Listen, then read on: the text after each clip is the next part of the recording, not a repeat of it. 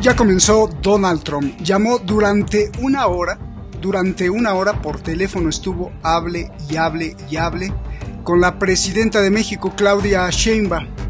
Eso pues es lo de menos.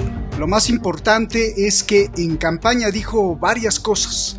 La primera es que hablaría a México. Esto es algo de lo más importante en la agenda de Donald Trump, que hablaría a México para decirle que si no detiene a la migración, 25% para empezar de impuestos, y si no funciona, hasta el 100% de impuestos, lo que destrozaría la economía mexicana y con ello parte de América Latina. Y por si fuera poco, también habló de mandar soldados militares de las fuerzas especiales más capacitadas de Estados Unidos, comandos, a México, adentro del territorio mexicano, para matar y aniquilar a los narcotraficantes. Eso para empezar. Y para continuar, durante la campaña estuvo repite y repite y repite que en menos de una hora, o prácticamente en menos de una hora, acabaría con el conflicto en Ucrania y también el conflicto de Israel. Y también, y el más importante, el conflicto Taiwán-China. Incluso dijo, quieren que los defienda, pagan. Y si no pagan, no hay defensa para la isla China. Y más aún, en Europa están, como ya lo dijimos, apanicados porque el euro bajó y el señor Mark Rutte, el nuevo secretario de la OTAN, está muy nervioso porque la tenía clarísimo con Biden. Hay que derrotar a Corea del Norte, a Rusia, a China, a Irán. Pero ahora, en declaraciones recientes, ha dicho que se tendrá que sentar con Donald Trump para, pues, convencerlo, negociar, abrirle los ojos de cuál es la verdadera guerra. Así empieza Donald Trump. Todavía no asume como presidente y las cosas ya comenzaron. Soy Roberto de la Madrid y esto es Detrás de la Razón. Hoy es una clase magistral fuera de serie, porque Javier Martínez ha titulado esta clase magistral y recuerdo, y ahora se lo voy a decir, recuerdo como si fuera la película de Guerra de las Galaxias o Star Wars, El Imperio Contraataca, y él le puso I am back bitches, I am back bitches. Comenzamos.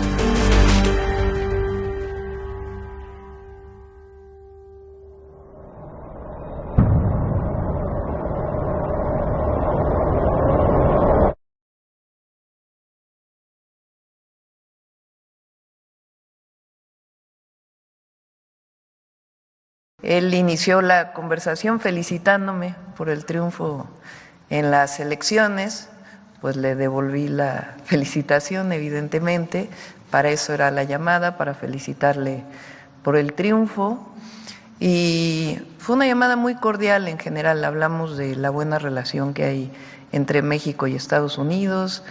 Llegó un momento en que él planteó, está el tema de la frontera, así nada más lo dijo, y yo le dije, sí, está el tema de la frontera, pero va a haber espacio para poderlo platicar. Aprovecho para pedir que le enviara saludos al presidente López Obrador, con quien dijo había tenido muy buena relación, y esencialmente, ¿verdad? Esto que salió de que si me invitó a la toma de posesión y todo esto, me dijo, see you soon, o sea, nos vemos pronto, y le dije, sí, nos vemos pronto. Esencialmente, fue una llamada muy, muy cordial, la verdad.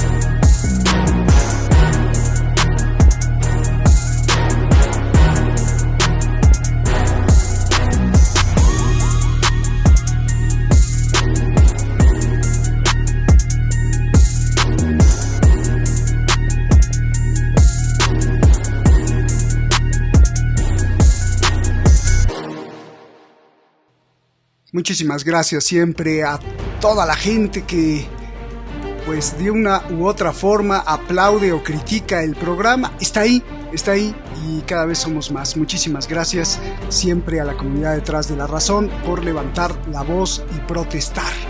De eso se trata, y como saben, pues la única forma de detener la censura o hacerse a un lado es hablar de esto, hablar de lo que se dice aquí con quien sea, con su compañero de trabajo, con el carnicero.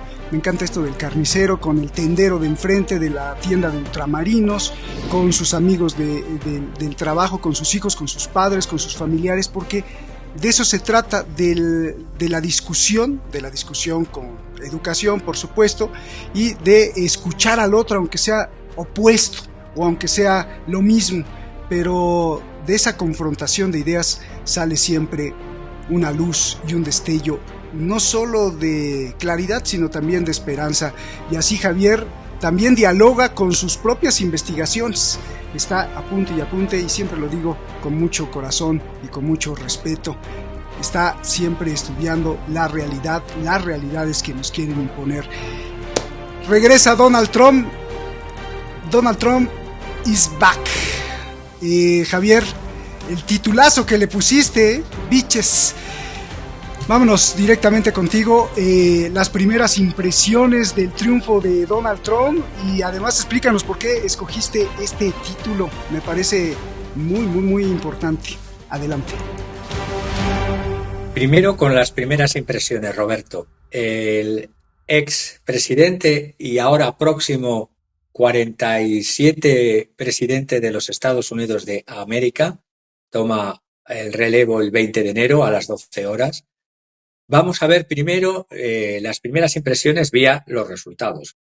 Los resultados, el número de votantes que estaban convocados, registrados, eran 244 millones de ciudadanos estadounidenses. Han votado solo 135 millones de ciudadanos. Eso nunca me canso de decirlo, es decir, ha habido una abstención del 45% y ha votado, por lo tanto, un 55%. De ese 55% hacia Donald Trump han votado 73.407.735 votos, es decir, 50,7%, prácticamente 51%, versus Kamala Harris, el 47%, y del colegio electoral Donald Trump ha obtenido 295, sabiendo de que ese colegio es de 538 electores, por lo tanto, más de los 270 necesarios para pasar en este sistema indirecto que tienen los Estados Unidos para elegir presidente. Ha obtenido Trump 295 frente a 226 Kamala Harris. Que sepamos además, Kamala ha obtenido menos votos que Hillary Clinton cuando Trump ganó la primera presidencia en el 2016. Va a obtener, o ha obtenido ya, el control absoluto de la Cámara de Representantes, el control absoluto del Senado y la mayoría que ya tenía en el Tribunal Supremo. Hemos de decir también que estos Estados Unidos del 2024 es el mayor productor mundial de petróleo y de gas natural licuado. Es importante saber las bases económicas sobre los que se asentará esta segunda presidencia de Trump. ¿Por qué ha ganado Trump? Una primera reflexión me hace pensar que en algo curioso, casi todos los gobiernos en el poder durante la crisis pandémica, pospandémica y el periodo postinflacionario han sido o están siendo expulsados del poder en todo Occidente. Según la encuesta AP Votecast, realizada por NORC y el de la Universidad de Chicago, es una encuesta moderna, innovadora de electores que se hace para Associated Press y para Fox News. 4 de cada 10 votantes nombraron como motivo principal de su voto la preocupación real por la economía y el empleo. Ojo, economía y empleo, a pesar de que se vanagloriaban los demócratas del crecimiento del PIB. Vuelvo a repetir lo que no me canso de decir durante años. crecimiento del PIB no significa bienestar en los ciudadanos y consumidores. Trump, por lo tanto, muchos demócratas de Estados Unidos me llegaban a decir off the record en conversaciones: he sido demócrata toda mi vida, lo resumo así como si fuera solo uno el que me lo ha dicho, he sido demócrata toda mi vida y no he visto ningún beneficio en eso. Los demócratas han estado enviando fondos a las guerras y recursos a los inmigrantes en lugar, esto palabras de este demócrata, en lugar de a los estadounidenses que estamos pasando dificultades. Confía este demócrata en que Trump nos ponga a nosotros first, primero. El problema, como yo le decía también a este demócrata estadounidense, es que Trump, sí, primero va a poner en primer lugar a los multimillonarios, a las corporaciones y a las compañías de combustibles fósiles. Estoy pensando, por ejemplo, una compañía de Trump. La compañía es TMTG, Trump Media and Technology Group, que estaba el precio de la acción en $16,16, que subió antes de los resultados hasta $51,51 la acción, es decir, ha hecho que el patrimonio, según la revista Forbes, de Trump, que estaría en torno a 5.600 millones, de dólares, hace unos meses, habría subido, previo a la elección, al pico de los 8.000 millones, solo con esta revalorización de acciones. Por cierto, el jueves cayeron un 20% las acciones en Wall Street y hoy han caído otro 4%. Es decir, se avecinan, con este ejemplo que estoy poniendo de Trump Media and Technology Group, TMTG, y la plataforma de Truth Social, que salió el pasado mes de marzo de este año a bolsa, vemos una vez más las instrumentalizaciones y las especulaciones en bolsa. Y esto lo que quería decir como un primer análisis, es decir, los gobiernos post pandemia y post inflación han sido expulsados y están siendo expulsados del poder en muchas latitudes de Occidente. La decisión del voto, según AP Votecast, de cada 10 votantes, 4 nombraron la economía y el empleo. La incidencia, repito, que yo hago de diferenciar crecimiento de PIB de un país de la sensación de bienestar de la ciudadanía y sobre todo de los consumidores, y luego la ruleta de la bolsa. Si me preguntas ahondando más en detalle en estos análisis o resultados, también tengo que ver que veo una serie de factores, aparte de los ya dicho. Una combinación de una campaña magistral. Hay que reconocerle que ha hecho una campaña frente a la de Kamala Harris y su candidato a vicepresidente Walz, que ha sido catastrófica. La campaña de Trump ha sido magistral. Luego también ha sido importante el hecho de que Twitter, hoy X, estuviese en manos de Elon Musk. También hay un golpe de providencia divina y de imagen y de marketing. Los dos intentos, exactamente, tú lo has dicho magistralmente. Eso ha sido el golpe de gracia, nunca mejor dicho, el golpe de providencia divina durante el verano. Sobrevivió a 2 intentos de asesinato. Resistió lo que muchos llamaban lawfare. Bueno, no me voy a meter con detalle en los problemas legales de Trump, no viene al cuento hoy. Resistió a la guerra legal del gobierno contra él y luego también de los media tradicionales que estaban ciegos ante su oponente. Pero yo lo he clasificado en 10 puntos, aparte de lo dicho. El primer punto del triunfo de Trump es la economía. Estúpidos, como se dice vulgarmente. ¿Por qué? Porque ya lo he dicho antes con lo de la diferenciación entre crecimiento de PIB de la economía de un país y la sensación de bienestar o malestar que pueden tener los ciudadanos de ese mismo país, aunque crezca el PIB. La mayoría del país de los estadounidenses están peor que hace 4 años. Y esto por la gestión de la administración Biden-Harris después del primer mandato de Trump.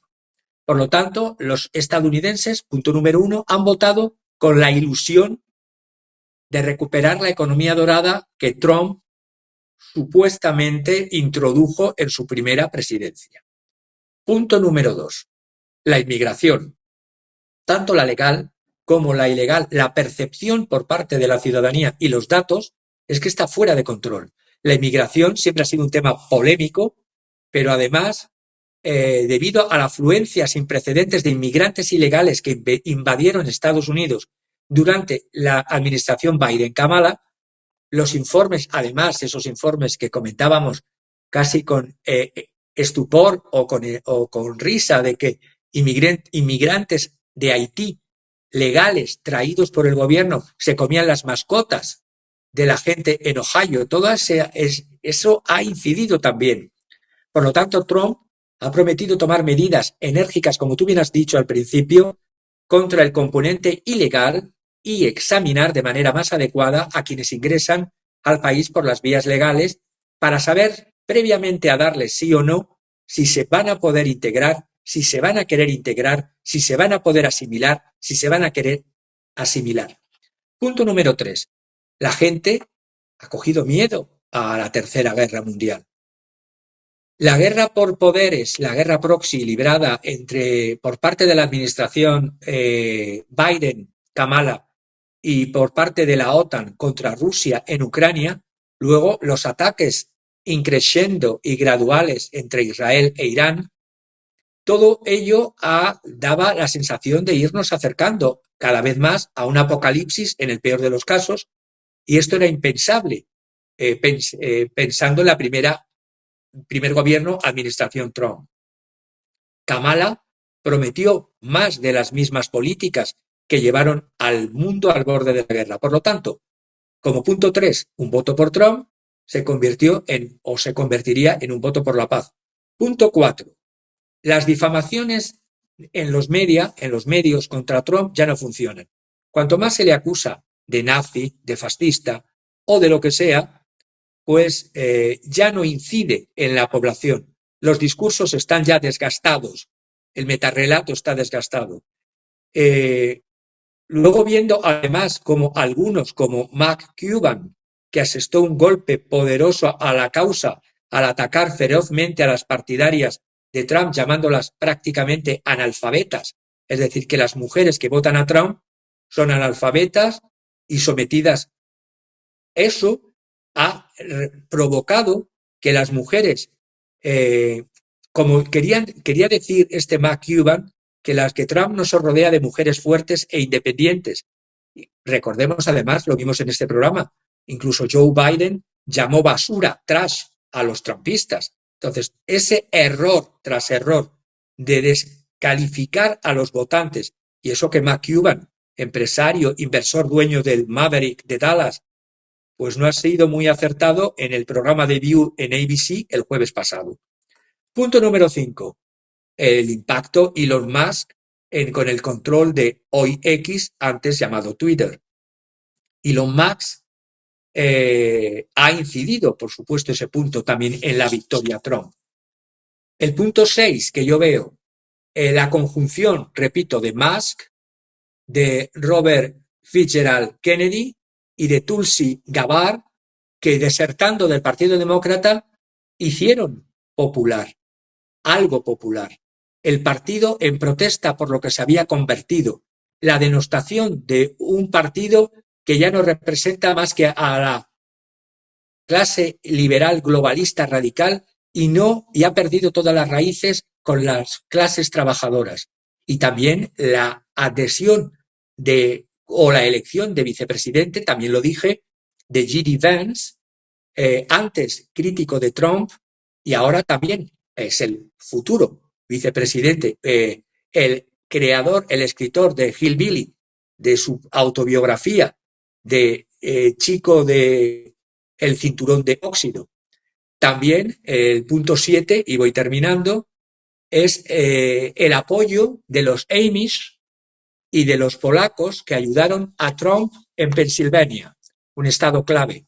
Estoy pensando en Jack Michael Osowiecz III, activista político estadounidense, corresponsal de televisión y presentador de Human Events, pues los hermanos Posobiec, por una parte, y luego también el apoyo de los Amish.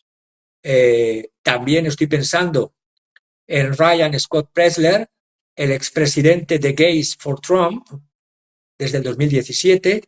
Toda esa conjunción de exdemócratas, Amish, los hermanos polacos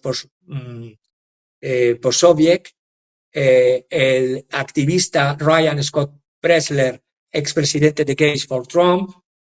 Todo esto está haciendo también importante para saber por qué este triunfo tan brutal. Y terminaría diciendo los 3 últimos puntos. El octavo, una campaña de movilización de votantes, la Get Out the Vote, la GOTV, Get Out the Vote, de los republicanos, que hicieron que con este fin adoptasen unas votaciones anticipadas y recogieran votos con el mismo entusiasmo que sus rivales demócratas hicieron 4 años antes, sabiendo que literalmente cada voto cuenta y no queriendo perder ni un solo voto.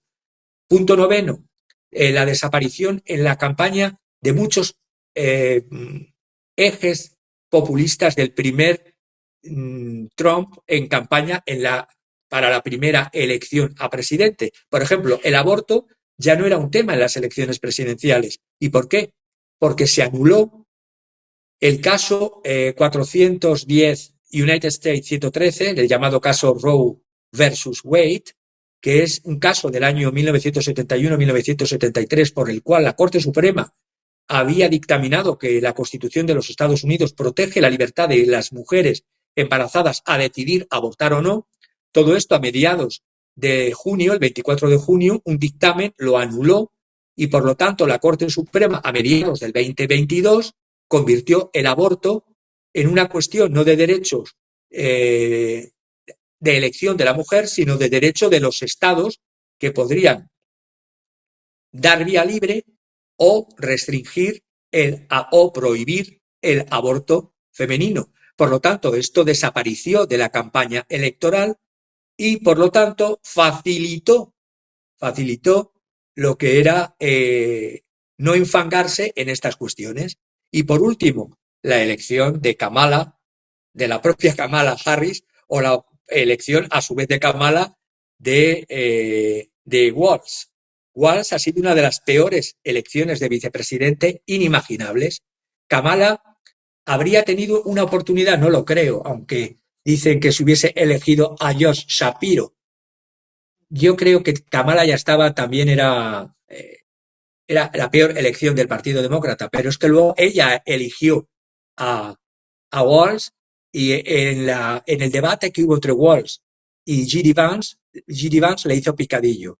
Por lo tanto, te cierro diciendo que la compra de Twitter por Musk, la elección de candidatos atraídos y, por así decirlo, del Partido Demócrata, renunciando a un Partido Demócrata que ya no reconocían.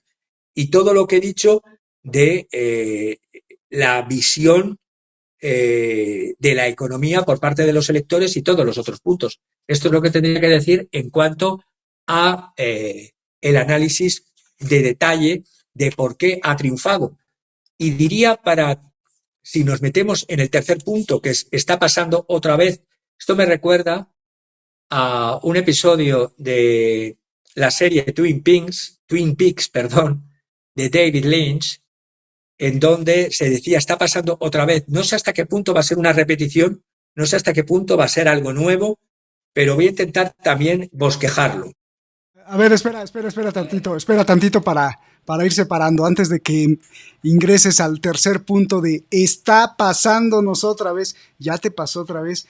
Oye, ahí vemos a Kamala diciendo adiós, porque adiós se fue, por lo menos en estos 4 años, se fue el leverage, como dicen en Estados Unidos, el apalancamiento de los demócratas en la toma de decisiones. Va a estar bueno. Oye, antes de que entres al tercer punto, ¿qué imágenes? Te estaba poniendo ahí imágenes cuando empezaste la intervención dijiste, bueno, ¿estará tan preocupado Donald Trump o cualquiera que gobierne los Estados Unidos en la gente, o está más preocupado por los oligarcas o por los millonarios o los empresarios, ¿no? Y pues mira, nada más estas imágenes, o sea, qué imágenes que te ilustran sobre todo la calidad humana, solidaria. Mira, con esta imagen se ve que es un gran solidario con los niños de Gaza, por ejemplo, ¿cómo no? O con los niños, bueno, esta no tiene, como se dice en México, no tiene madre. Esta, mira, no, se ve que está preocupado también por los niños ucranianos y rusos, porque finalmente esos qué culpa tienen, ¿no? En la guerra, o está preocupado por los niños que dejó en jaulas cuando fue primer presidente hace unos años, hace casi 8 años, que enjauló a todos los niños de los migrantes y los puso ahí en la frontera.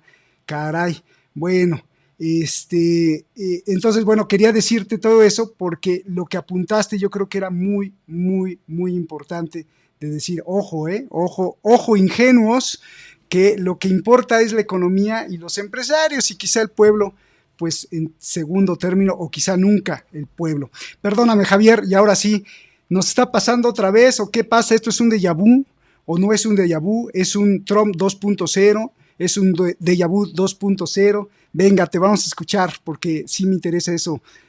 ¿Esto es una pesadilla o qué cosa? ¿Nos metimos una droga? Que habéis puesto, porque además esto me recuerda, sé que se me va a tachar por eso de izquierdista al utilizar un elemento de análisis económico basándome en una obra de Carlos Marx.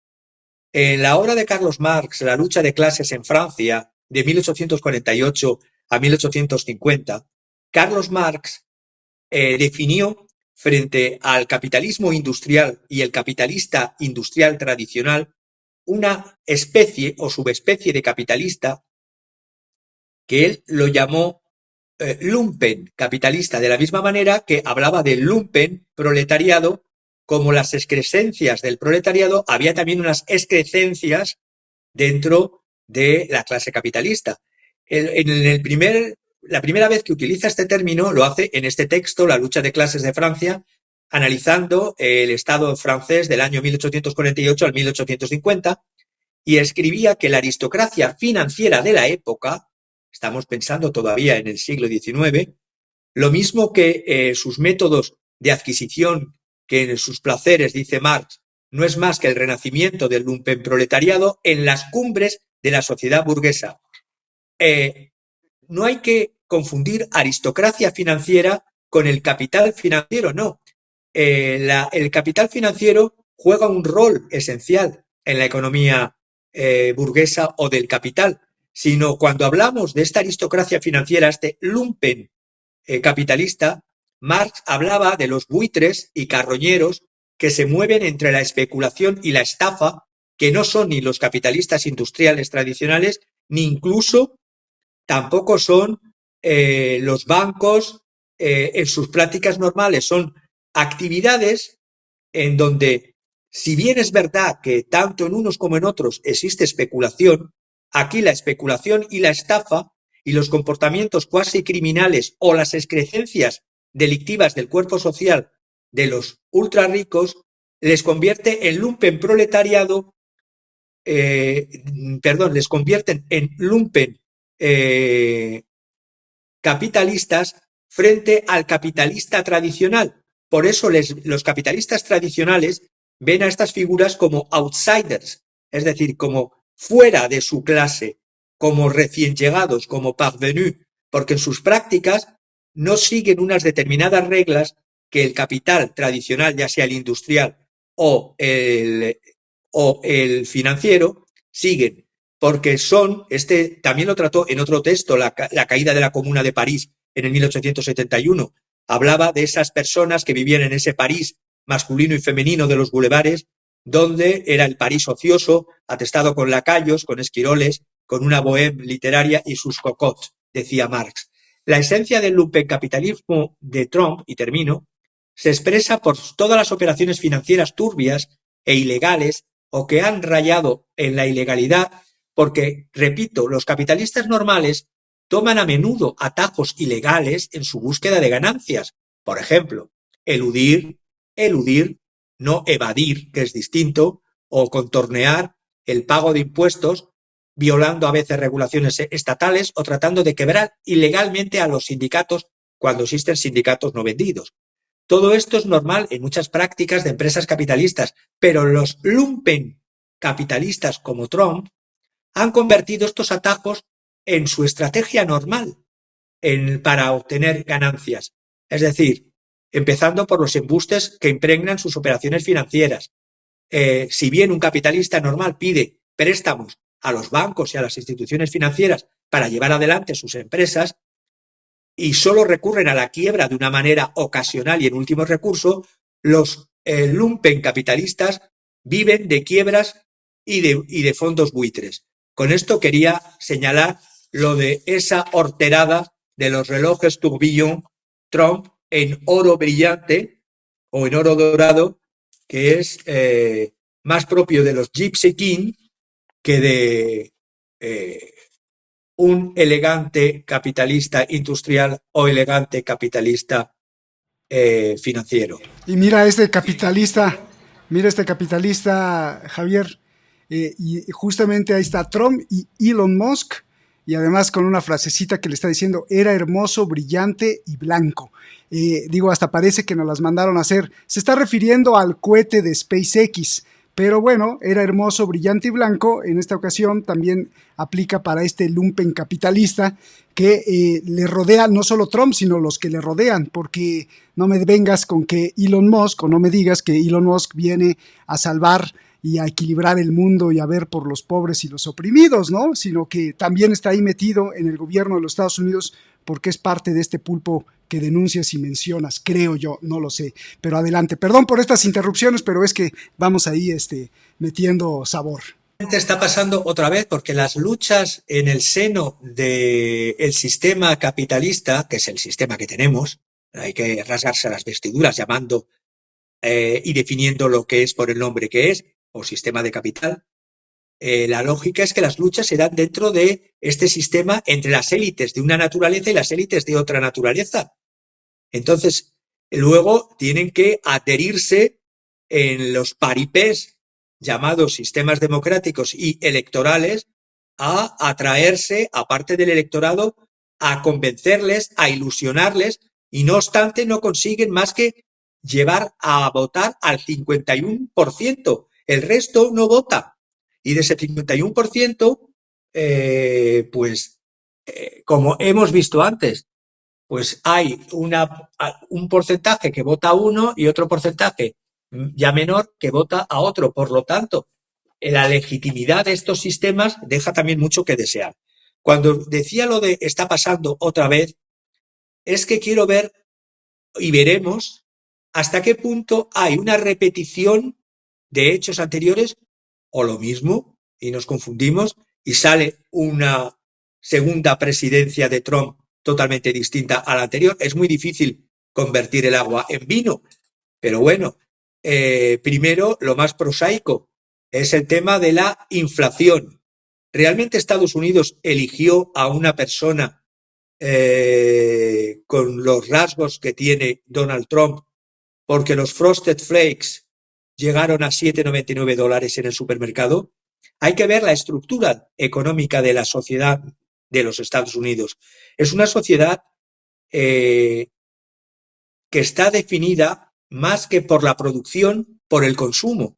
Los votantes en sí detestan las subidas de precios y están dispuestos a castigar, por lógica, a los gobernantes que las presiden estas subidas. Por eso estamos viendo que, lo he dicho al principio, los oficialismos, los gobiernos que han estado tanto de derecha como de izquierda como de centro en distintas partes de Occidente, llámese los Tories en Gran Bretaña, Emmanuel Macron en Francia, el Congreso Nacional Africano en Sudáfrica, el BJP de Narendra Modi en la India, el kirchnerismo en Argentina, todos estos gobiernos que han estado en la situación pospandémica y de inflación pospandémica están siendo desplazados del poder, y también en Estados Unidos. En Estados Unidos la posición de los demócratas era doblemente grave porque además tenían, es decir, habían perdido ya desde hace muchísimos años los votantes de clase trabajadora. Yo incluso me remontaría hasta la época de Obama, que les prometió a los trabajadores de los Grandes Lagos el oro y el moro, como se dice vulgarmente en esta frase en español de España, hay que precisarlo, y luego terminaron decepcionados por la presidencia Obama. Toda esta avalancha de votantes que perdieron, Hillary se los intentó atraer de las clases medias profesionales, es decir, abogados, economistas, psicólogos, ingenieros, directivos medios y altos de las empresas. Y esto fue el factor decisivo de ir cambiando en esta transversalidad. Ambos partidos son transversales, el Partido Demócrata y el Partido Republicano. Por eso en políticas internacionales realmente son muy iguales, con matices que luego veremos.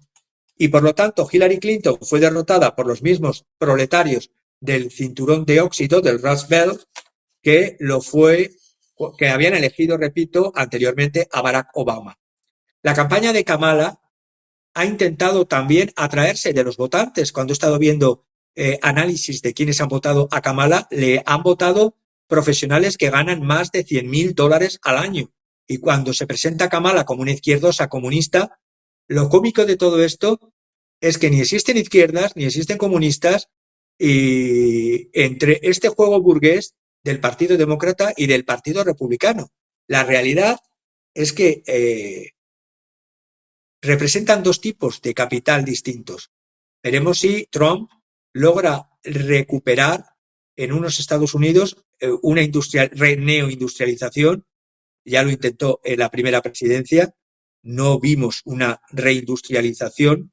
Vamos a ver si con el proteccionismo lo único que va a hacer es perjudicar a los propios consumidores o no. Entiendo que sí.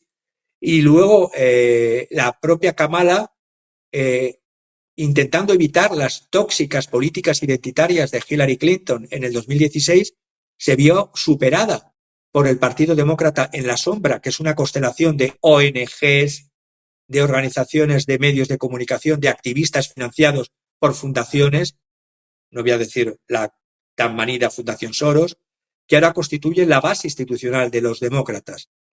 De ahí que su White Youth for Harris y sus afines, el esfuerzo por promover a los republicanos de Never Trump en los medios de comunicación ha fracasado.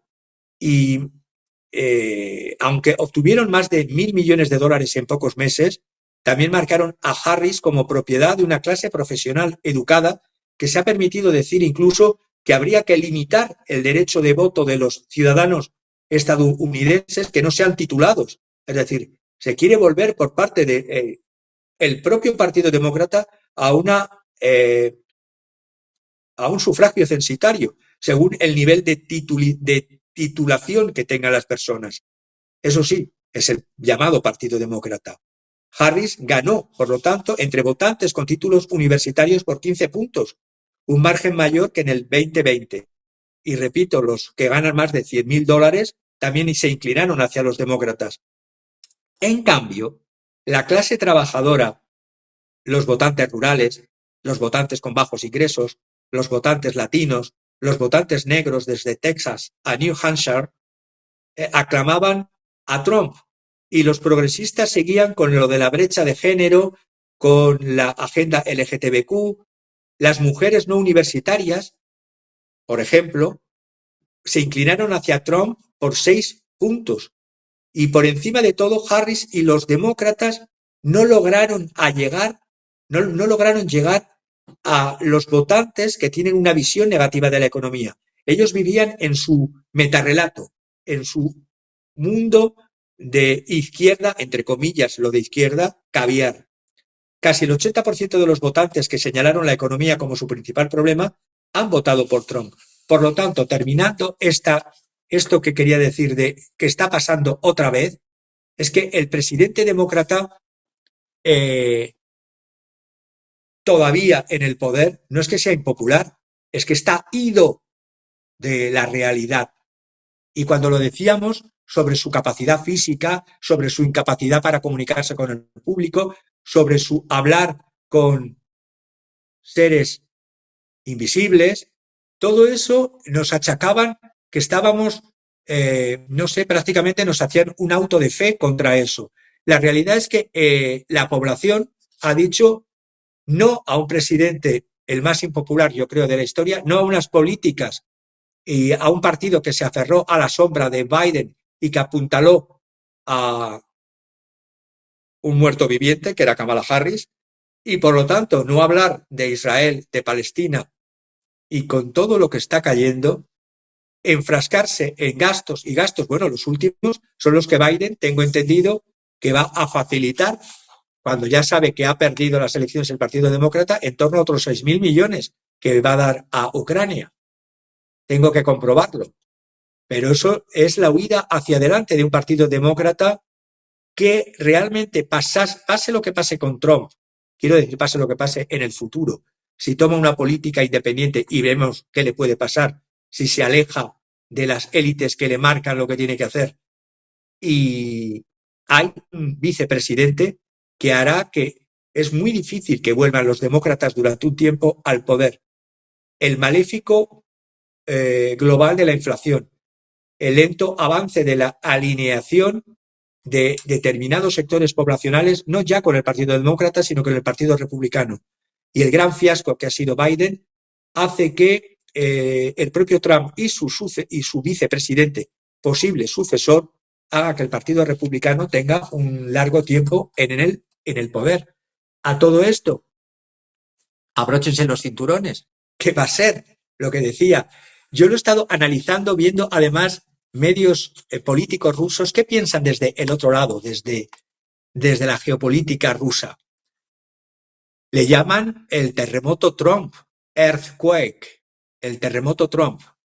En una escala política de Richter, este terremoto ha representado en Estados Unidos la naturaleza de un terremoto asesino, lo que va a suponer frente al espectáculo totalitario liberal, sin abandonar Trump en sus políticas un neoliberalismo conservador. Hay que diferenciar neoliberalismo de izquierdas, neoliberalismo de derechas. No me gustan los términos derecha e izquierda, pero para hacer una clasificación dentro de unas prácticas económicas neoliberales, unas en línea conservador, otra en línea globalista liberal, como eran las del Partido Demócrata.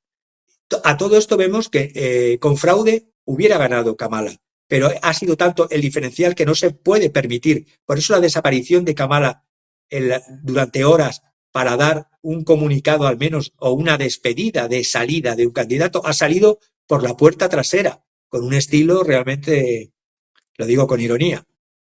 El legado de la administración de la que formó parte Kamala es espantoso.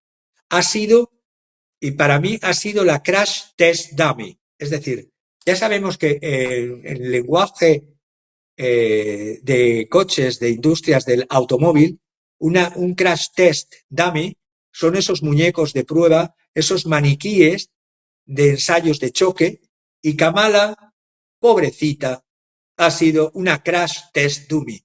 Pero también la pobrecita ha sido una little butcher. Cuando tú hablabas de carniceros, una pequeña carnicera, y Blinky además con anteojeras, en lugar de preocuparse por la lamentable situación que se vive en todos los niveles en el pueblo estadounidense, hombre, había que bajar a la calle, había que salir de estar rodeada de los que ganan $100.000 al año y ver lo que hay por las aceras. Entonces, una militarización de Ucrania, que por cierto, ya se entregaron armas desde el 2014, una guerra en Ucrania que, como reconoce ahora el exsecretario general de la OTAN, Antony Blinken, empezó en el 2014, armándose a Ucrania desde el 2014. Y estas armas, Trump hizo o cerró los ojos. Pero es que vemos que la militarización de Ucrania provocó la muerte de no solo de innumerables ucranianos y también de rusos, y la inevitable e inminente humillación cósmica de la OTAN en el suelo de lo que ya se llama Nueva Rusia, resucitando la idea de la conquista e incorporación a Rusia en el siglo XVIII de tierras que antes eran turcas. La Novorossiya es el término que se da a las nuevas repúblicas populares, no solo de Donetsk y de Lugansk, sino de Zaporizhia, de Kharkov, de Nikolaev y de Odessa.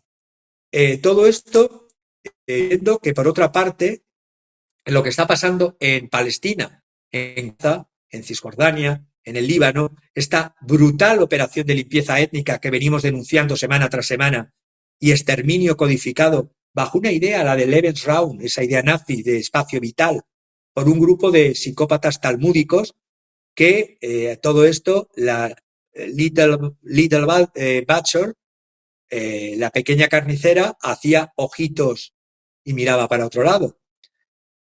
No es de extrañar que desde el sur global y desde Asia occidental se haya acelerado el tema de los BRICS Plus, como vimos en el análisis de hace 2 semanas de la cumbre en Kazán. Todo esto lo que ha hecho es fortalecer. Lo que ha hecho la presidencia Biden-Kamala tiene el mérito de fortalecer los vínculos entre las posibles amenazas existenciales para el que se consideraba único hegemón. Es decir, los 3 BRICS, Rusia, China e Irán, más la indomable República Popular Democrática de Corea, se han unido. Antes no estaban unidos, los han unido todavía más.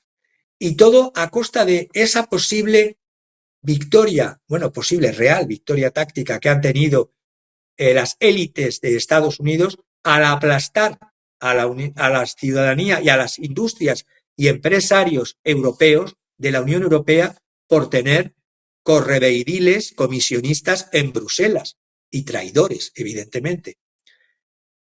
Ucrania es algo que se nos va a colgar a los europeos al cuello. Es decir, vemos que el lobby sionista gana otra vez y de 2 maneras también. No solamente consideramos las corrientes neocons que vamos a ver si se incorporan o no a esta nueva presidencia, sino sionistas, Wall Street, vemos que sigue jugando, Larry Fink, BlackRock, etcétera. El gran capital, repito, no tiene candidatos, tiene instrumentos. Los hilos prominentes del Deep State, del Estado profundo, podrán, yo creo que sí, ganar otra vez.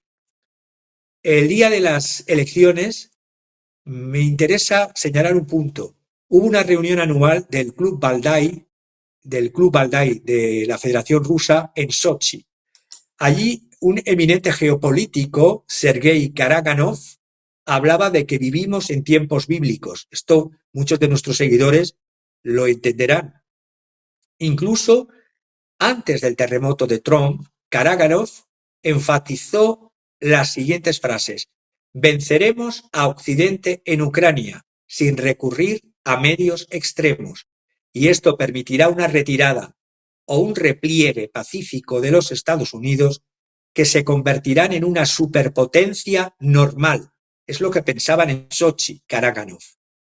Europa, mientras tanto, pobres europeos, se quedarán al margen de la historia. Todo esto es muy acertado, pero después Karaganov introdujo en esa reunión en Sochi una frase que me sorprendió y que no dejo de darle vueltas estos días. La guerra en Ucrania es un reemplazo de la Tercera Guerra Mundial. Después podremos acordar algún tipo de orden en Eurasia. Y se me han venido a la cabeza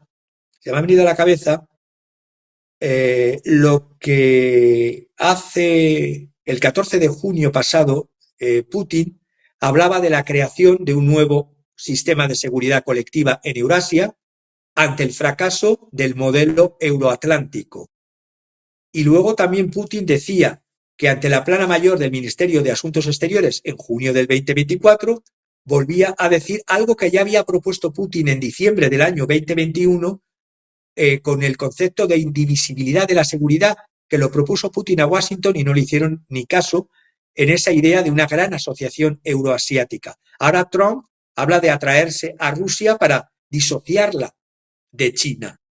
Decía Putin en junio al respecto de esto: somos testigos del fracaso de la seguridad euroatlántica, de hecho hay que crearla de nuevo, conformar un nuevo sistema de seguridad en Eurasia. Y él, para Putin, tiene como pilares la unión estatal de Rusia con Bielorrusia, la OTSC, Organización del Tratado de Seguridad Colectiva, la otra pata, la CEI, la Comunidad de Estados Independientes, ligada a la Organización de Cooperación de Shanghái. Todo esto es lo que tienen en idea por parte de Rusia de las elecciones, viendo que, pero se les escapa, o a mi parecer se les escapa una cosa, que la verdadera guerra importante ahora, aquí y ahora, es la que se está librando en Asia Occidental. Veremos hasta qué punto, por parte del sionismo y de Netanyahu, se avanza o no hacia el Eretz Israel, hacia el Gran Israel, y acaban o no con el eje de resistencia en Asia Occidental, provocando un ataque contra Irán, y veremos quiénes van a elegir Trump para futuros miembros, porque tengo... Oye, Javier, espérame que te voy ahí para meterle un poco de respiro. Es que nos das tanta información que luego nos quedamos así. Para cerrar justamente lo que tú decías de Karaganov, este ideólogo y consejero prácticamente no de Putin, sino del Kremlin, ahí en la reunión del Club Valdai, que es un club como el Atlantic Council en Estados Unidos, que se reúnen los intelectuales y hablan, y que justamente fue ayer, Putin remató. Si te gusta, ya lo hemos puesto, pero si te gusta, no lo hemos escuchado contigo, vamos a escuchar el remate de Putin justamente ahí en la reunión con Karaganov en el Club Valdai, el remate de Putin hablando justamente sobre lo que tú estabas hablando, por favor, y continuamos. Discúlpame. Хочу поздравить его с избранием на пост президента Соединенных Штатов Америки. Я уже говорил, что мы будем работать с любым главой государства, которому окажет доверие американский народ. Так будет действительно и на практике. Впечатление, что его затравили со всех сторон, не давали ему пошевелиться. Он боялся шаг сделать влево, вправо, лишнее слово сказать. Я не знаю, что сейчас будет происходить, понятия не имею. Но для него это все-таки последний срок. Ну, что он будет делать, это его вопросы. Но то, что говорилось публично до сих пор, ну, в основном я не хочу сейчас комментировать то, что было сказано в ходе избирательной борьбы. И я думаю, что сказано сознательно в борьбе за голоса избирателей, но неважно. А вот то, что было сказано по стремлению восстановить отношения с Россией, способствовать завершению украинского кризиса, мне, на мой взгляд, кажется, это заслуживает внимания, как минимум. Соединенные Штаты ставят перед собой...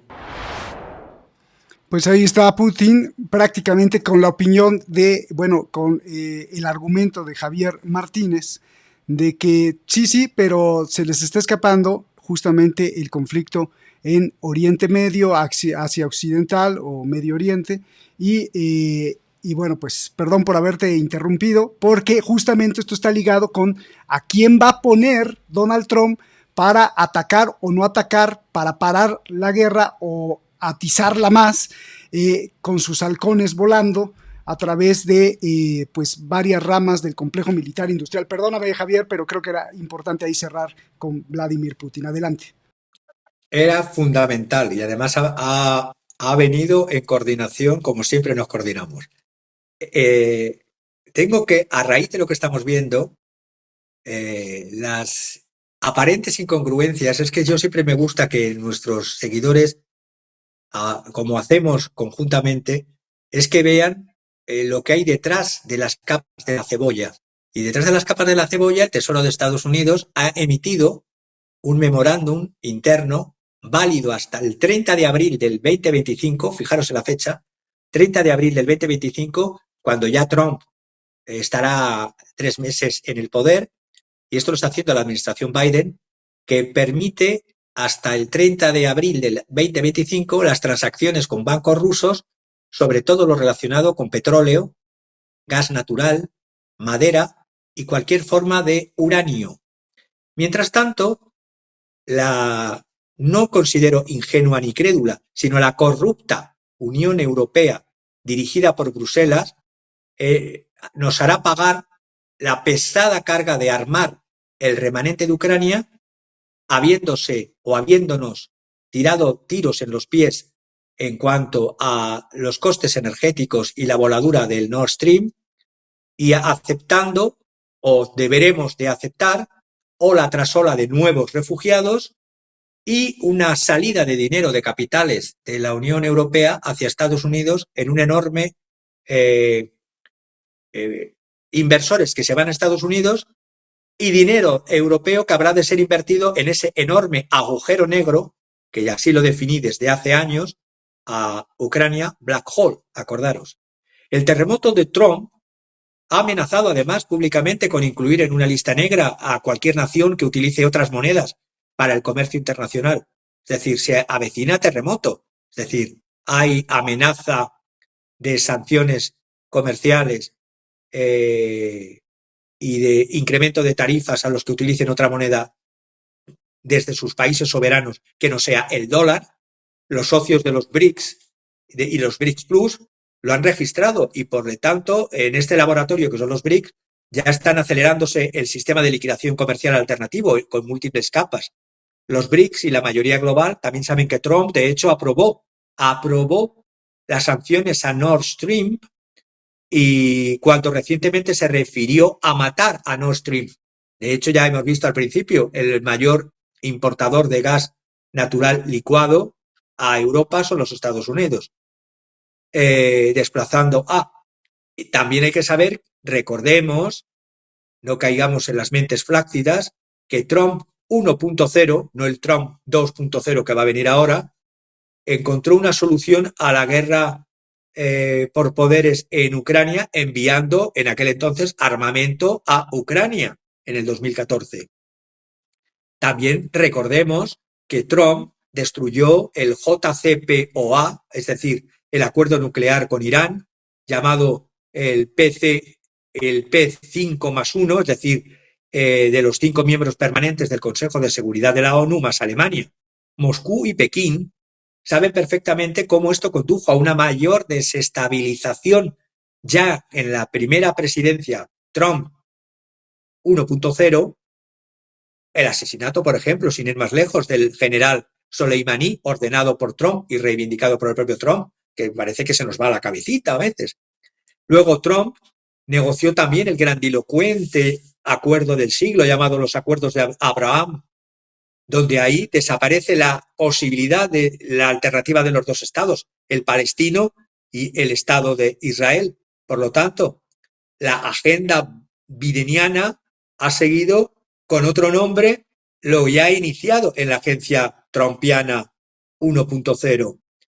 El acuerdo, acuerdos de Abraham es tan nefasto para los palestinos como fue la declaración Balfour del año 1917.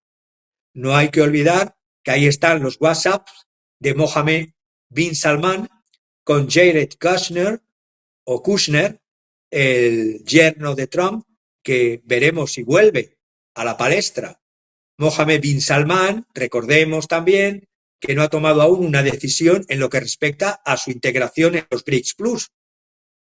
Trump se volvería loco si Mohammed bin Salman empieza a navegar cada vez más por el camino del petroyuan. Y ahora a lo que íbamos, a lo que me preguntabas. ¿Qué personajes nefastos pueden volver? Si vuelve Mike Pompeo, aspirante a Tony Soprano, es un serio candidato a convertirse en jefe del Pentágono. Sí, Mike Pompeo. Recordemos, Pompeo fue director de la CIA, secretario de Estado durante la era Trump 1.0. ¿Es un halcón? No, es un ultra halcón en cuanto a Rusia, China y especialmente Irán.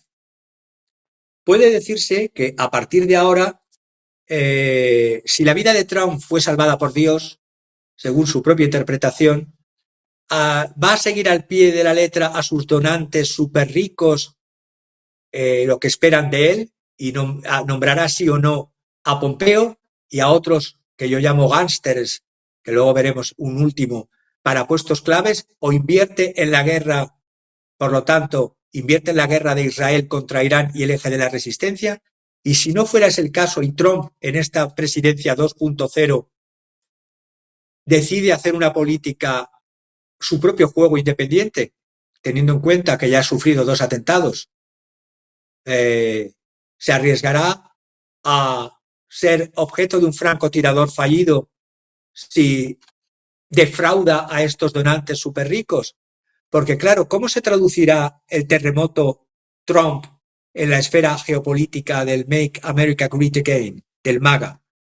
Porque estamos viendo que en política internacional él ha prometido que no habrá nuevas guerras. Pero claro, lo que no ha prometido es que no habrá incursiones selectivas con el uso extensivo de empresas militares privadas, las PMCs, para misiones de política exterior o intervenciones militares. Y estoy pensando en intervenciones militares como la que tú has anunciado al principio en México, para asegurar la frontera, en Venezuela, para aplicar la doctrina Monroe y asegurar el petróleo, en Yemen, para asegurar el Mar Rojo, y por supuesto en Irán, en una campaña de bombardeos masivos para asegurar Israel. Por lo tanto, no habrá nuevas guerras, como prometió Trump. Solamente el Trump Quake no tolerará que ningún miembro verdaderamente soberano del BRICS, y con esto cuídese Brasil, pueda tener influencia en el hemisferio occidental o que se salgan de la política que ellos quieren hacer, porque para eso está el uso extensivo de las empresas militares privadas o PMC. Y terminaría diciendo que, aparte de Pompeo, ya ha hecho me ha llegado que un miembro de la línea dura de la época Trump 1.0, Brian Hook. ¿Quién es Brian Hook? Es un halcón también. Actualmente, después de la política, se fue a trabajar al fondo buitre Kerberos Capital Management, especializado en la gestión de fondos de pensiones y deuda en dificultades, los llamados Distressed Fund, que maneja unos activos de Cerberus de más de 30.000 millones de dólares. Y bueno, este es un miembro de la línea dura de la primera administración de Donald Trump. Sirvió con el gobierno de George W. Bush, fue crítico a Trump, pero luego, como muchos críticos del lado republicano o del lado demócrata, se suben al carro del gobierno Trump, ahora del posible gobierno ya real 2.0. Mira los halcones. Exactamente. Hook se desempeñó como representante especial de Estados Unidos para Irán y asesor del secretario de Estado Mike Pompeo durante los 2 últimos años del primer mandato Trump 1.0. Y esto se produjo con él el asesinato del general iraní Qasem Soleimani y la ampliación de sanciones aplastantes contra Irán. Esto no condujo a que Irán se replegara, al contrario, no logró derrumbar al gobierno iraní y lo que hizo tampoco redujo su apoyo a los representantes de, por así decirlo, de luchadores de Yemen, luchadores de Líbano, luchadores de Gaza. Al contrario, el eje de resistencia se incrementó. Los acuerdos de Abraham, no me cabe la menor duda de que van a volver a ser puestos en renovación.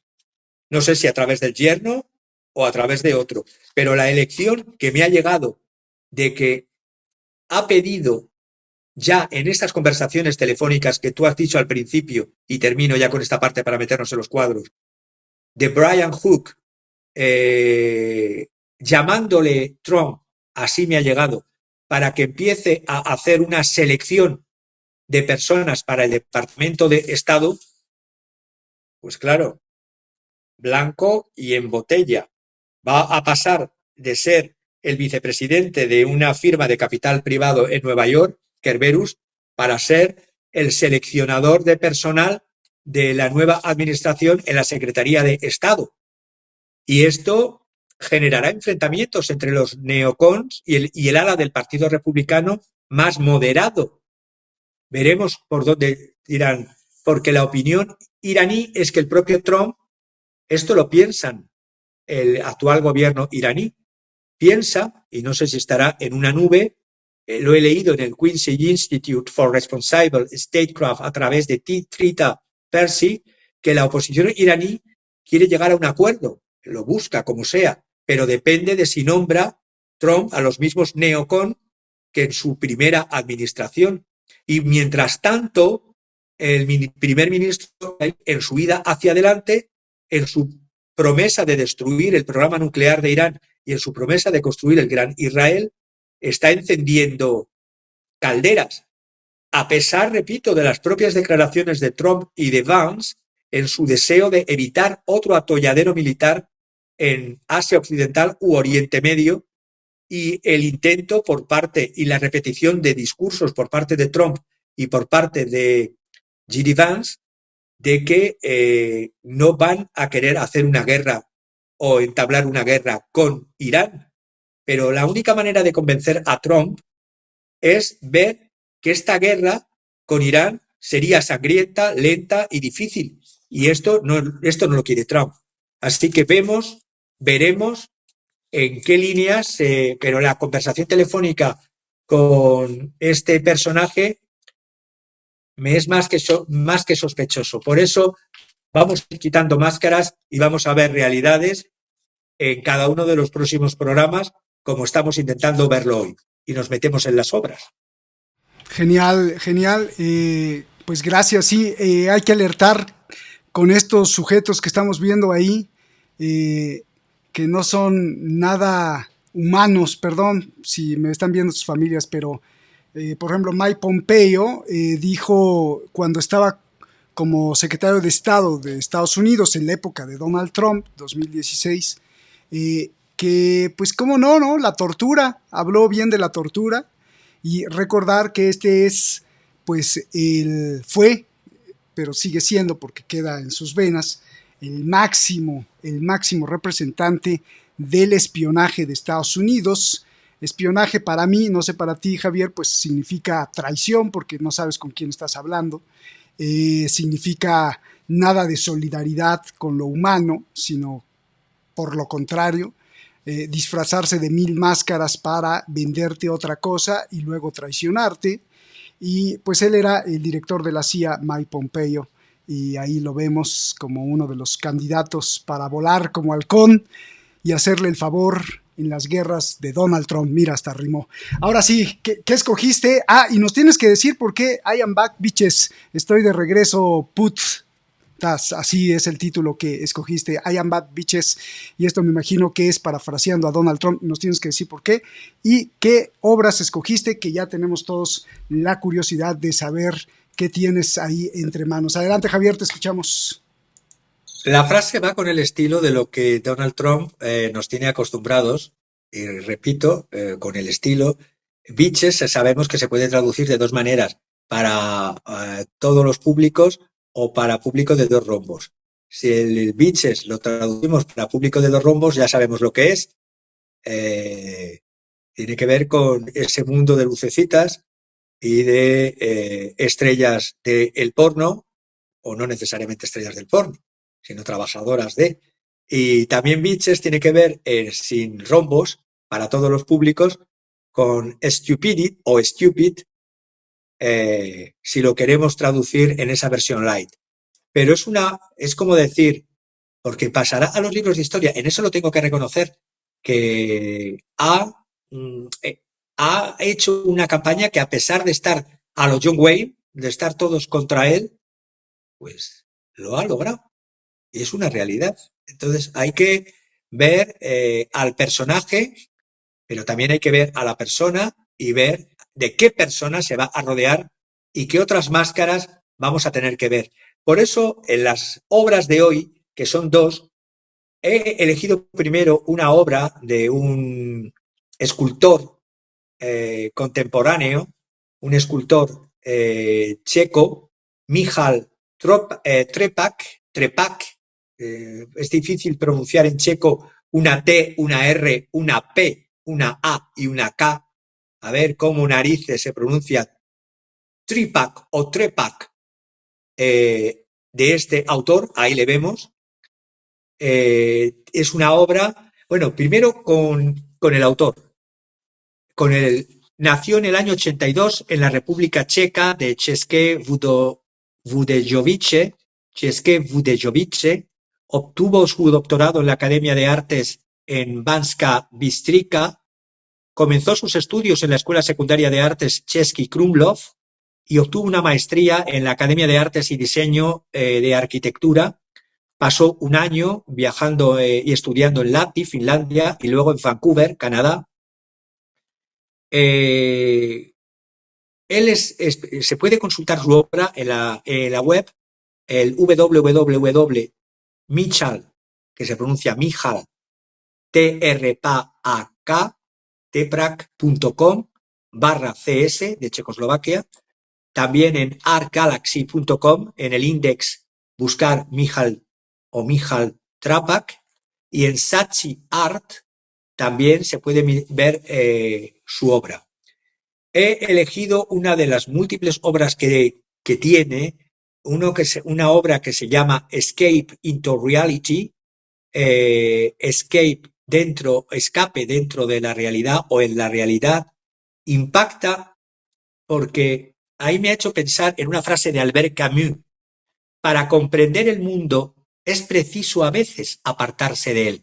Y vemos una obra que es escultura, que es arquitectura y que es pintura. Vemos exactamente, vemos la pintura, el marco, vemos la escultura y vemos arquitectura, porque hay movimiento también dentro de la obra. Impacta no solo porque integra magníficamente tres facetas artísticas: el cuadro, el relieve y la escultura, sino porque produce en el observador cierta dosis de extrañeza, de desconcierto. Si nos vamos otra vez a la obra, centrémonos en la obra. Hay extrañeza, hay desconcierto. Es una creación que rompe los límites y transgrede admirablemente el arte convencional. Obliga a disfrutar de lo estético y a reflexionar profundamente sobre la frontera entre la materialidad y la fantasía. En esencia, esta realidad ilusoria transmite un estado elevado de ensoñación. Esboza una transición entre el mundo real y el mundo virtual, entre las formas 2D, 2 dimensiones, y la forma 3D, 3 dimensiones, entre el sentido, lo que se siente, y lo tangible. Es posible que, dice el propio autor, sea una forma de poder pensar en algo o transmitir un mensaje. Y dice el autor también, ¿y si no hay ningún mensaje directo, sino que es la posibilidad de contemplarse la realidad a sí misma?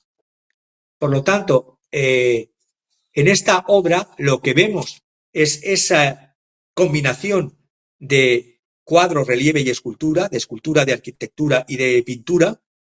Escape into Reality se llama la obra, y estaba, lo he traído de una exposición que se hizo en una ciudad checa, en Klatovy, en el 2011, en una galería, Klatovy Klenova, traída a su vez de la iglesia de San Petersburgo, Vavřine, de Checoslovaquia. Y en una exposición estaba esta obra llamada Diálogos de Microcosmos.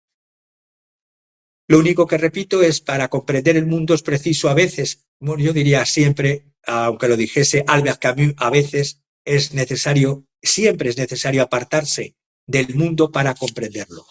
Y la otra obra, que tiene que ver muy en hilación con esto de ver la realidad, es de un autor mexicano. Iba a traer varias obras de él, pero no teníamos tiempo para comentarlas todas. Es Carlos Orduña Barrera. Primero vi una obra, Hacedor de Máscaras, artesano de máscaras mexicanas, y luego me quedé con una de ellas. Carlos Orduña, si nos vamos al siguiente autor, de las dos, creo que os he enviado varias, o os he enviado una. comentaré la que me pongáis. Carlos Orduña nació en el 46 en Hidalgo, en México.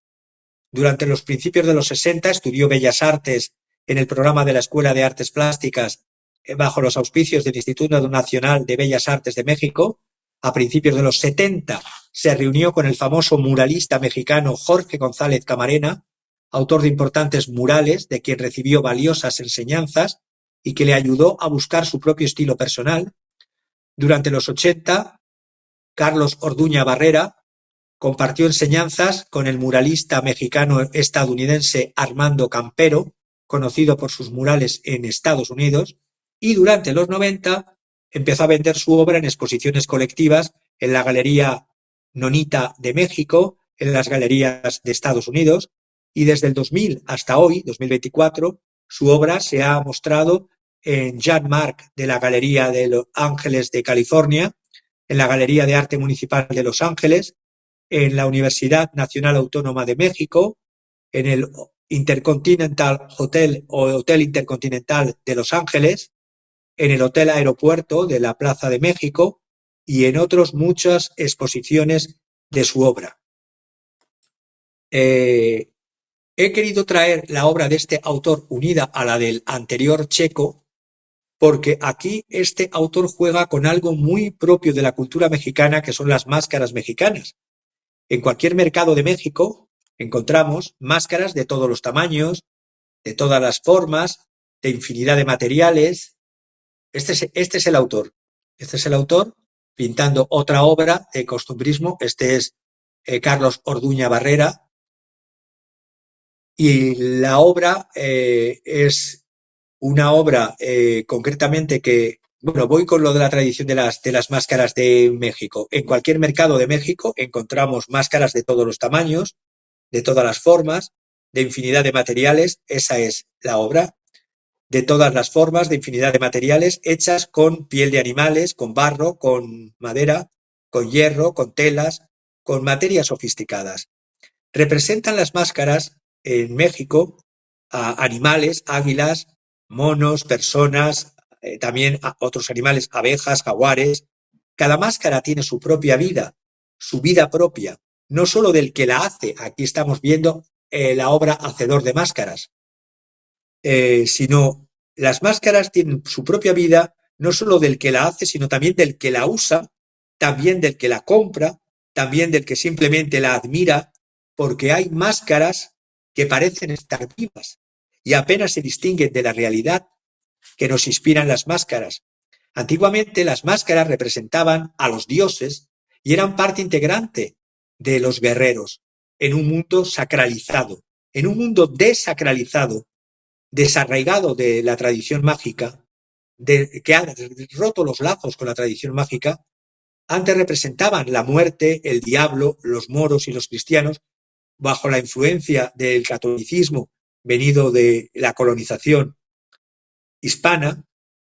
En México hay cantidad de bailes que se hacen, y me he estado informando y leyendo, bailes con máscaras, como la danza de los dos pares de Francia, donde poderosos admiran la serenidad, están entre la serenidad y el pánico. Las danzas o bailes de tlacoteros que simulan la caza del jaguar, las danzas de San Luis de Potosí, los diablos de Tanlajas, o las danzas en Guerrero de los tigres de Citlata.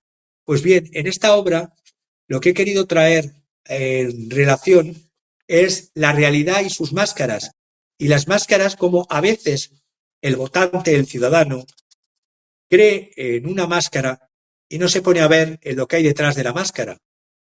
Cree en la máscara como un elemento vivo, como una realidad en sí, y no se da cuenta que no deja de ser lo que convierte a la persona en personaje.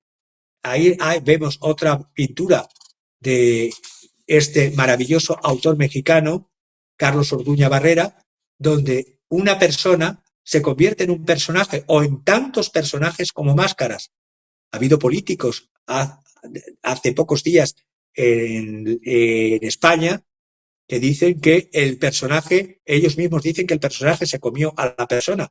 Triste es de políticos que reconocen que dejan de ser personas y se convierten en personajes, en esa máscara, que del griego persona viene del griego, de la palabra griega máscara. Del griego máscara, en el griego clásico, se ha derivado la palabra persona.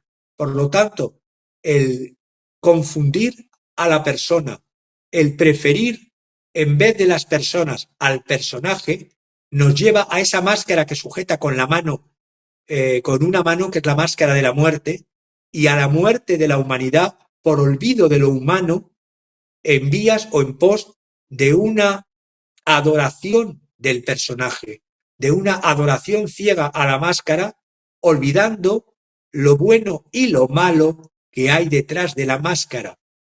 Y por lo tanto quería traer que en cualquier elección vital en esta mundo de metarrealidad, de metarrelatos, se está cada vez más abogando hacia la máscara y olvidando hacia el humano que hay detrás de la máscara, en lo bueno y en lo malo. Recuperemos el sentido crítico, y termino, de ver y de diferenciar personaje de persona, máscara de realidad, de tomar distancia, como con el primer cuadro. Veíamos la persona viendo el cuadro y tomando distancia para ver la realidad. Máscaras, distancia, pensamiento crítico. Eso es lo que quería traer hoy.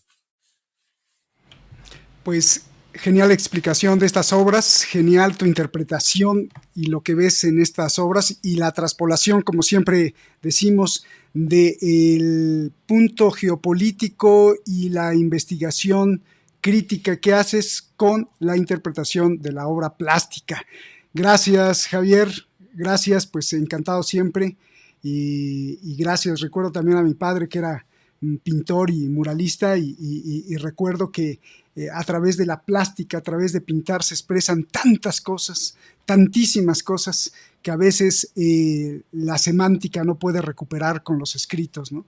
Y esta forma de sentir justamente el arte, pero con el embalaje del aspecto teórico y argumental de las relaciones internacionales, creo que es fundamental para cerrar siempre estas clases magistrales que nos das. Muchísimas gracias, Javier. Y también quiero puntualizar acerca de lo que dijiste al último, esta serie de proceso de halconización que va a tener Estados Unidos con la elección de ciertos neocones y de ciertos superhalcones como Mike Pompeo. Ojalá que no esté en el gabinete de Donald Trump.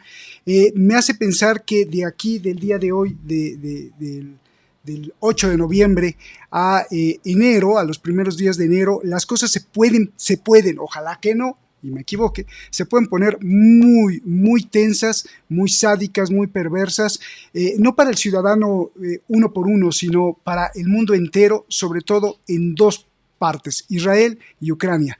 ¿Por qué? Porque me imagino, por un lado tenemos justamente esto, mira esta composición gráfica que hicieron en Estados Unidos de los neocones, que están ahí ya todos listos, apuntando a ver, en México se dice hueso, a ver qué hueso le toca, o sea, qué puesto político le toca. Bueno, ya están listos ahí buscando su hueso, o Donald Trump buscándoles el hueso. Por esta parte, como lo dijiste tú, creo que puede ser incluso sanguinario, ¿no?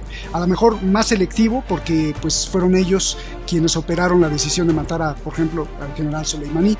Y por el otro lado, algo que me parece también puntualizar, que Biden no se va a dejar en estos últimos 2 meses, digamos, o mes y medio, va a tratar de enviarle todo lo posible de armas, por ejemplo, a Zelensky. Va a tratar de cabildear las autorizaciones, quizá para usar misiles, quizá, ojalá que no, misiles de largo alcance contra Moscú, apuntar todo lo que se pueda para fabricar alguna guerrita por parte, no es Biden, sino por parte de los lobbies de la guerra. Y entonces sí, estos meses yo creo que van a estar tremendamente pesados. Ojalá que me equivoque y ojalá que no sea así, y ojalá que se contengan sobre todo, y que te oigan, Javier, que las máscaras solo son máscaras y no es la verdadera entidad, que la entidad está, como lo decía la tradición también azteca, desde el corazón. Muchísimas gracias, Javier.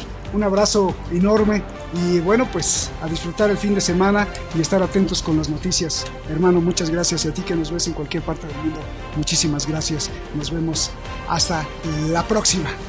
Gracias y enhorabuena por esta clase magistral. Nos vemos.